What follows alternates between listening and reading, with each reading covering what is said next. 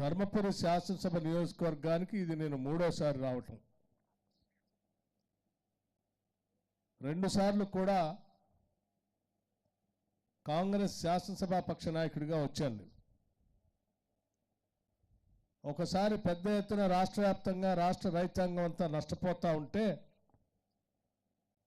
వారికి మద్దతు ధర ఇప్పించాలని, ధాన్యం కొనుగోలు కేంద్రాలను వెంటనే ప్రారంభించాలని రైతుల పక్షాన రాష్ట్ర వ్యాప్తంగా తిరుగుతూ ధర్మపురి కూడా రావటం జరిగింది. ఆనాడు ధర్మపురిలో సమావేశంతో పాటు ఇక్కడ ఉన్నటువంటి పవిత్రమైనటువంటి దేవాలయం లక్ష్మీ నరసింహస్వామి వారి ఆశీస్సులు కూడా ఆ రోజు తీసుకున్నాను. రెండవసారి శాసనసభ పక్ష నాయకుడిగా కాంగ్రెస్ పార్టీ ఆధ్వర్యంలో పార్టీ ఆదేశానుసారం ఆదిలాబాద్ నుంచి ఖమ్మం వరకు పీపుల్స్ మార్చ్ పాదయాత్రలో భాగంగా ఇక్కడికి ఒకసారి రావటం జరిగింది. ఆ పాదయాత్రలో భాగంగా ఇక్కడికి వచ్చినటువంటి సందర్భంగా పెద్దలంతా, ఈరోజు వేదిక మీద ఉన్నటువంటి పెద్దలంతా కూడా ఆ రోజు పాదయాత్రలో రైతు సమావేశాల్లో కూడా ఉన్నారు. వారందరి సూచనల మేరకు ఈ ప్రాంత సమస్యలన్నింటినీ కూడా వచ్చిన ప్రతి సందర్భంలో అర్థం చేసుకోవటం కోసం ప్రయత్నం చేశాం. ఈరోజు మీ అందరి ఆశీస్సులతో రాష్ట్ర ప్రజలంతా కూడా ఇందిరమ్మ రాజ్యం రావాలని, ప్రజాప్రభుత్వం కావాలని కోరి కొట్లాడి తెచ్చుకున్న తెలంగాణ రాష్ట్రం అంతా కూడా ప్రజల కోసమే పనిచేసే ప్రభుత్వం ఉండాలని, ఇక్కడ ఉన్నటువంటి ఆస్తులు, వనరులు, వ్యవస్థలు అన్నీ కూడా ప్రజలకు చెందకుండా దోపిడీ చేస్తున్నటువంటి ఆనాటి టీఆర్ఎస్ బీఆర్ఎస్ ప్రభుత్వాన్ని పూర్తిగా బంగాళాఖాతంలో పడేసి ప్రజాప్రభుత్వం తెచ్చుకోవాలని మీరు అందరూ ఆశించి ఆశీర్వదిస్తే ఈరోజు కాంగ్రెస్ ప్రభుత్వం ప్రజాప్రభుత్వం ఏర్పడిన తర్వాత మళ్ళీ రాష్ట్ర ఉప ముఖ్యమంత్రిగా మీ అందరి మధ్యకు వచ్చాను. వచ్చిన దగ్గర నుంచి కూడా ఈ రాష్ట్ర ప్రభుత్వం, రాష్ట్ర ముఖ్యమంత్రి శ్రీ రేవంత్ రెడ్డి గారి నాయకత్వంలో యావత్ మంత్రి మండలి మొత్తం కూడా ఈ రాష్ట్ర ప్రజలు ఏం కోరుకుంటున్నారో, ఏం కావాలని అనుకుంటున్నారో వారి లక్ష్యాలనే రాష్ట్ర ప్రభుత్వం యొక్క ఆశయాలుగా మార్చి, ప్రజల ఆకాంక్షలను చట్టాలుగా మార్చి పనిచేస్తున్నటువంటి ప్రభుత్వ ప్రతినిధిగానే ఈరోజు మళ్ళీ మీ అందరి మధ్యకు వచ్చాను. నేను వస్తున్నటువంటి సందర్భంలో ఇక్కడ ఉన్నటువంటి రైతాంగ సోదరులందరికీ కూడా కావలసిన విధంగా సబ్స్టేషన్ల ప్రారంభోత్సవం, భూమి పూజ కార్యక్రమం చేసుకోవాలి, అది ఈ ప్రాంత ప్రజలకు ఉపయోగపడుతుందని చెప్పి మీ శాసనసభ్యులు రాష్ట్ర ప్రభుత్వ దృష్టికి తీసుకొని వస్తే వాటిని శాంక్షన్ చేసి వెంటనే ఇక్కడికి భూమి పూజ కార్యక్రమానికి రావటం జరిగింది. దానితో పాటు కొన్ని ఒక దశాబ్ద కాలం పైబడి R&R ప్యాకేజీలో పెండింగ్ ఉన్నటువంటి ల్యాండ్ అక్విజిషన్ సంబంధించిన నిధులు, రైతులకు ఇవ్వాల్సినటువంటి నిధులు ఈ ప్రాంత నాయకత్వం శ్రీ శ్రీధర్ బాబు గారి నాయకత్వంలో జీవన్ రెడ్డి గారు కానీ, లేకపోతే లక్ష్మణ్ కుమార్ గారు కానీ, లేకపోతే రాజ్ ఠాకూర్ గారు కానీ, లేకపోతే ఇక్కడ ఉన్నటువంటి ఇతర అడ్వైజర్స్ వేణుగోపాల్ గారు కానీ, ఈ నాయకత్వం అంతా మా ప్రాంతంలో ఉన్నటువంటి రైతాంగ సోదరులకి పెండింగ్ ఉన్నటువంటి ఈ 18 కోట్ల రూపాయలు విడుదల చేయాలి, ఇది రైతు ప్రభుత్వం, రైతుల కోసం ఆనాటి ప్రభుత్వం ఇబ్బంది పెట్టింది, మనం చేయాలని చెప్పి వీరందరూ ఒత్తిడి చేసి ఈరోజు 18 కోట్ల రూపాయలు మీ అందరికీ ఈరోజు పంచేటువంటి కార్యక్రమాన్ని చేశారంటే ఈ నాయకత్వం యొక్క ఆలోచనే. రాష్ట్ర ముఖ్యమంత్రి గారు, లేకపోతే ఇరిగేషన్ శాఖ మంత్రులు అందరూ కూడా పెద్ద ఎత్తున ఆలోచన చేస్తూ ఉన్నాం. ఈ రాష్ట్రానికి ప్రాజెక్టులు కట్టడం ఒక్కటే కాదు, ప్రాజెక్టులు కట్టేటప్పుడు 10 మందికి పనికొచ్చే నీళ్ళని అందించడం కోసం కాలువలు తవ్వటానికో, ప్రాజెక్టులు కట్టడానికో, రిజర్వాయర్లు చేయటం కోసం ఒక పెద్ద నోబుల్ కాజ్తో ఒక పవిత్రమైనటువంటి కార్యక్రమానికి అనేక దశాబ్దాలుగా భూమితో వారి విడదీయలేనటువంటి సంబంధం ఉన్నప్పటికి కూడా ప్రజల కోసం పవిత్ర కార్యక్రమం కోసం భూములు ఇస్తున్నారు కాబట్టి వాళ్ళని త్యాగమూర్తులుగా మనం గౌరవించాలి, గుర్తించాలి. వాళ్ళకి ముందుగా మనం ఈ ల్యాండ్ ఎక్విజిషన్ సంబంధించిన నిధులు ఇవ్వాలని చెప్పి ఈనాటి ఇందిరమ్మ ప్రభుత్వం ఆలోచన చేస్తా ఉంది.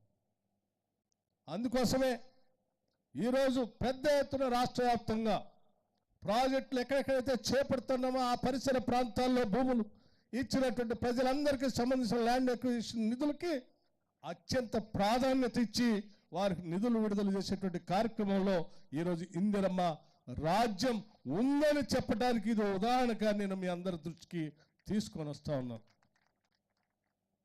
మిత్రులారా, ఈనాడు కాంగ్రెస్ ప్రభుత్వం రైతుల కోసం ప్రజల కోసం నిత్యం ఆలోచన చేస్తూ ముందుకు పోతాం. ఇప్పుడే పెద్దలు మాట్లాడుతూ చెప్పారు, రైతులకు సంబంధించి రుణమాఫీ చేస్తామని చెప్పిన 2 లక్షల వరకు ఈ ప్రభుత్వం చేసి చూపించింది. 18,000 కోట్ల రూపాయల కేవలం 15 రోజుల్లో బహుశా ఈ దేశ చరిత్రలో ఏ రాష్ట్రం కూడా, ఏ రాష్ట్ర ప్రభుత్వం కూడా కేవలం 15 రోజుల్లో 18,000 కోట్ల రూపాయలు రైతుల అకౌంట్లో ఇచ్చినటువంటి ప్రభుత్వం లేనే లేదు. అది కేవలం ఈనాడు మన ప్రభుత్వం, ప్రజల ప్రభుత్వం, ఇందిరమ్మ ప్రభుత్వం, ప్రజా ప్రభుత్వం మాత్రమే చేయగలిగింది. 1,00,000 రూపాయల రుణమాఫీ చేస్తా అని చెప్పి 5 సంవత్సరాలు కూడా చేయనటువంటి ఆనాటి టీఆర్ఎస్ ప్రభుత్వం కేవలం 15 రోజుల్లోనే 18,000 కోట్ల రూపాయల రైతుల అకౌంట్లో వేసినటువంటి కాంగ్రెస్ ప్రభుత్వం గురించి వాళ్ళు మాట్లాడుతూ ఉంటే నిజంగా దెయ్యాలు వేదాలు ఒల్లిచ్చినట్టుగా ఉంది. ఇది నవ్వాలో ఏడవాలో కూడా తెలియనటువంటి పరిస్థితి. అంతేకాదు, ఈ ప్రభుత్వం చాలా స్పష్టంగా చెప్తాం, 2 లక్షల వరకు రుణమాఫీ చేస్తామని చెప్పాం. ఈనాటికి కూడా నిలబడి నిటారుగా ఈ ప్రభుత్వం రేవంత్ రెడ్డి గారి నాయకత్వంలో ఉన్నటువంటి కాంగ్రెస్ ప్రభుత్వం స్పష్టంగా మరొకసారి ఇక్కడి నుంచి కూడా నేను చెప్తా ఉన్నాను, 2 లక్షల వరకు రుణమాఫీ చేసే కార్యక్రమంలో మేము ఒక్క అడుగు కూడా వెనక్కి వేసే ఉద్దేశం కూడా లేదు. ఇంకా అవసరం అయితే మన ప్రజలకు కదా, 2 లక్షల పైబడి ఉన్నటువంటి వాళ్ళకు కూడా మనం హామీ ఇవ్వకపోయినప్పటికీ, మన ఎన్నికల హామీ పెట్టకపోయినప్పటికీ ఆ పైన ఉన్నటువంటి వాళ్ళు కూడా ఎవరైనా కట్టుకుంటే దానికి సంబంధించి కూడా మనం కొంత వెసులుబాటు తీసుకొని చేద్దామని చెప్పాం. ఇది ఈ ప్రభుత్వం యొక్క కమిట్మెంట్.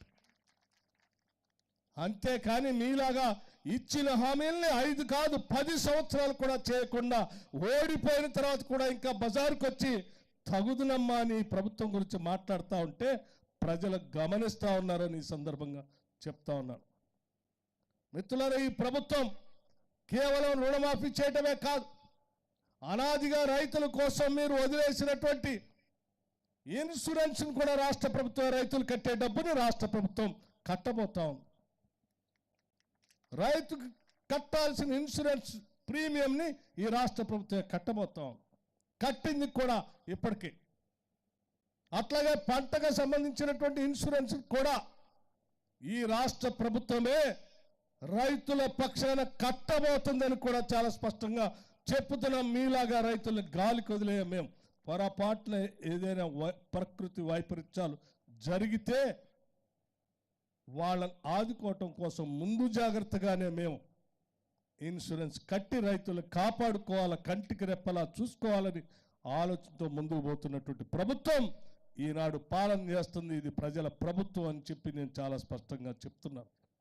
అంతేకాదు, కాంగ్రెస్ ప్రభుత్వం వస్తే కరెంటు పోతుంది, కాంగ్రెస్ ప్రభుత్వం వస్తే రైతులకు కరెంటు ఉండదు, కాంగ్రెస్ ప్రభుత్వం వస్తే పంపు సెట్లు నడవు అని చెప్తా వచ్చు ప్రచారం చేసినటువంటి ఈ టీఆర్ఎస్ ప్రభుత్వానికి చెంపదెబ్బ కొట్టేటట్టుగా మనం అధికారంలోకి వచ్చినట్టు నుంచి ఈనాటి వరకు కూడా కరెంటు క్వాలిటీ కరెంట్ ఇస్తూ రైతులకు ఎక్కడ కూడా ఇబ్బంది లేకుండా చేసుకుంటూ పోతా ఉన్నాం, ఎంత ఇబ్బందులు ఉన్నప్పటికి కూడా.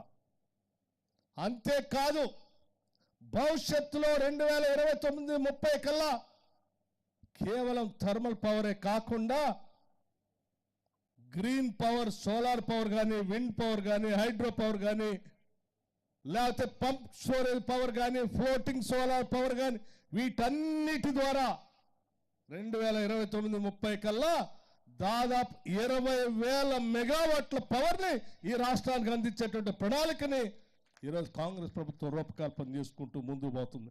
థర్మల్ పవర్ కాకుండా ఇది ఈ రాష్ట్ర ప్రభుత్వం పైన ఉన్నటువంటి చిత్తశుద్ధి, ఈ ప్రభుత్వానికి ఉన్న చిత్తశుద్ధికి నిదర్శనం అని చాలా చెప్తూ, ఉదాహరణగా పైలట్ ప్రాజెక్టుగా రాష్ట్ర వ్యాప్తంగా ఈరోజు రైతాంగ సోదరులందరికీ చెప్తా ఉన్నాను. యావత్ రాష్ట్ర మంత్రి మండలి తీసుకున్న నిర్ణయాన్ని విద్యుత్ శాఖ మంత్రిగా ఈరోజు ఇక్కడి నుంచి రాష్ట్ర ప్రజలకి నేను ప్రకటన చేస్తా ఉన్నా. ఈ రాష్ట్రంలో దాదాపు 25 నుంచి 30 గ్రామాలు పైలట్ గ్రామాలుగా తీసుకోబోతా ఉన్నాం. ముందుగా ఆ గ్రామాల్లో సాచ్యురేషన్ మోడల్లో రాష్ట్ర ప్రభుత్వ ఖర్చుతో రైతాంగ సోదరులు పెట్టుకున్నటువంటి వ్యవసాయ పంపు సెట్లకి సోలార్ పంప్ సెట్లు పెట్టబోతా ఉన్నాం. రాష్ట్ర ప్రభుత్వ ఖర్చుతో, రైతులు ఖర్చు కాకుండా. దానికి ఉదాహరణగా నేను ఇప్పుడే మిత్రులను అడిగాను. నేను నియోజకవర్గంలో కూడా ఒక గ్రామం ఒక ఆదర్శ గ్రామంగా సోలార్ పంప్ సెట్లని పూర్తిగా సాచ్యురేషన్ మోడల్లో ఇక్కడ చేస్తామని చెప్తూ, కేవలం రైతులకి పంటల ద్వారా వచ్చే ఆదాయం ఒక్కటే కాదు, పంటలతో పాటు పవర్తో కూడా సంవత్సరానికి ఇంత ఆదాయం వచ్చేటట్టుగా వాళ్ళ వ్యవసాయానికి వాడుకోవటమే కాదు, అక్కడ ఉత్పత్తి అయ్యేటువంటి కరెంటుని గ్రిడ్కి కనెక్ట్ చేసి ప్రభుత్వమే ఆ పవర్ని కొనుగోలు చేస్తూ సంవత్సరానికి రైతుకి ఎంతో కొంత ఆదాయం పవర్ మీద వచ్చేటట్టుగా చేయాలనేటువంటి ఆలోచన ఈరోజు చేస్తూ ముందుకు పోతా ఉన్నాం.